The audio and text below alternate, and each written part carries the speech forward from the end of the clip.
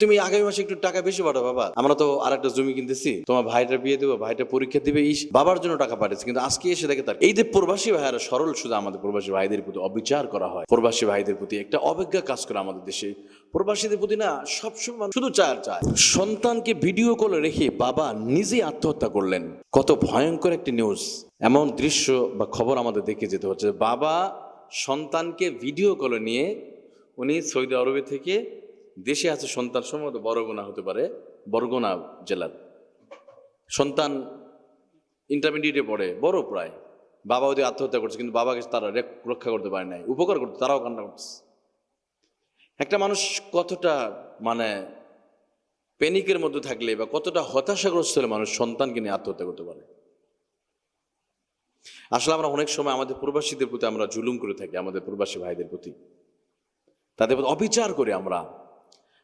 যাদের আত্মীয় স্বজন প্রবাসী আছে, এদের আচরণটা এমন, দেখবেন এদের পেট ভরে না। বলবে যত সময় তুমি আগামী মাসে একটু টাকা বেশি পাঠাও বাবা, আমরা তো আরেকটা জমি কিনতেছি, আরেকটা কাজ করতেছি, তোমার ভাইটা বিয়ে দেবো, ভাইটা পরীক্ষা দিবে, একটার পর একটা। 20 বছর ধরে এমনও আছে, 10 বছর ধরে তিনি পরিবার টানতেছে, ঘরে বাড়িতে এসে দেখে যে তার নামে কিছুই নাই।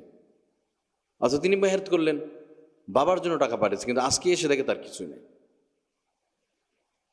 এই যে প্রবাসী ভাইয়ারা সরল শুধু আমাদের প্রবাসী ভাইদের প্রতি অবিচার করা হয়, প্রবাসী ভাইদের প্রতি একটা অবজ্ঞা কাজ করে আমাদের দেশে। প্রবাসীদের প্রতি না সবসময় মানুষ চায়, শুধু চায় এটা দিতে হবে, ওইটা দিতে হবে। ফোন করলে একটু জিজ্ঞেস করো না তুমি কেমন আছো, কখনো কি খেয়াল করেছো, জিজ্ঞেস করেছেন তোমার আজকে কেমন আছো? অনেক প্রবাসী প্রচণ্ড রোদের মধ্যে দাঁড়িয়ে হয়তো বলছে যে হ্যাঁ ভালো আছে, কিন্তু আমি তো বিদেশিগুলো দেখেছি কি অবস্থা। আপনার সৌদি আরবে আপনার 5-10 কিলোমিটার মধ্যে কোনো বাড়িঘর নাই, এমনও জায়গায় আমাদের প্রবাসী ভাইয়েরা কাজ করতেছে। প্রচণ্ড রোদ, আর এমন রোদ 1 সেকেন্ডের জন্য কোনো ছায়া আসে না ওখানে। আমাদের দেশে রোদ আছে, একটু ছায়া চলে আসে, গাছপালা আছে, কোনো গাছ নাই, কিছু নাই, মরুভূমিও নাই।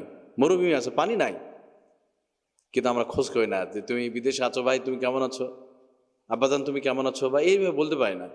ফোন দিলেই প্যানিক, এদিনও আত্মহত্যা করে ওনারা হতাশগ্রস্ত হয়ে যায়। 10 বছর সংসার করে এমনও আছে যে হুজুর কিছু করতে পারে না। অনেক প্রবাসী ভাইদের সাথে কথা হয়, কারণ ওনার ভাইরা তো আমাদের আলোচনা শোনেন, এদের মাহফিলগুলো ওনারা করে। এমন দেশটাও চালায় এই প্রবাসীরাই, তাদের কষ্টের টাকার উপরে দেশের উন্নয়নের গাড়ি চলে। প্রবাসীরা যদি টার্গেট করে 3 মাস টাকা পাঠাবো না, কল্পনা করেছেন দেশের অবস্থা কি হবে? আচ্ছা, তাদের প্রতি অবিচার, ফ্যামিলি থেকে অবিচার, রাষ্ট্রীয়ভাবে অবিচার। একটা বিদেশে যেতে গেলে তাদের কত কষ্ট করতে হয়, পাসপোর্ট বানাতে গেলে ধর্ণা দিতে হয়, ঘুষ দিতে হয়, আপনার বিমান ভাড়া ডবল। অন্য দেশের থেকে সৌদি আরবে যেতে লাগে 2 লাখ টাকা, ভারত থেকে মনে হয়, আর বাংলাদেশ থেকে লাগবে 5 থেকে 6 লাখ টাকা। কেন এত লাগবে কেন? আমরা কি সহজ করতে পারি না? তারা তো আমাদের দেশের জন্য টাকা পাঠাবে। এয়ারপোর্টে তার হেনস্থার শিকার আমাদের প্রবাসী ভাইয়েরা, সেখানে মূল্যায়ন করা হয় না, তাদেরকে শ্রমিক বলে গালি দেওয়া হয়। আচ্ছা, তাদের জন্য দেশটা চলতেছে। ভিআইপি রোড যেটা আছে এই বিমানবন্দরে, সেটা এই প্রবাসীদেরকে ব্যবহার করতে দেওয়া উচিত।